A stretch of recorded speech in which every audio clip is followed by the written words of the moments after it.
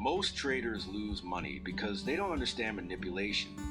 Today, I'll show you how institutions move price using the power of three. The power of three is a smart money model that explains market behavior in three phases. Accumulation, manipulation, distribution. This cycle repeats across all time frames. The power of three Flux Charts indicator visually highlights these phases on TradingView. It focuses on small manipulation zones, Wick-based liquidity grabs, dynamic PO3 structures, institutional fake moves. This helps you stop chasing price and start reading intention. How manipulation works. Manipulation usually happens before high-impact sessions, around equal highs and lows, with long wicks and false breakouts. Retail traders enter too early.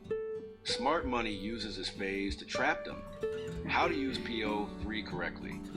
This is not a signal indicator. Use it to define directional bias, confirm market structure, filter fake breakouts, align entries with higher time frame logic, best combined with liquidity, BOS-COC, order blocks.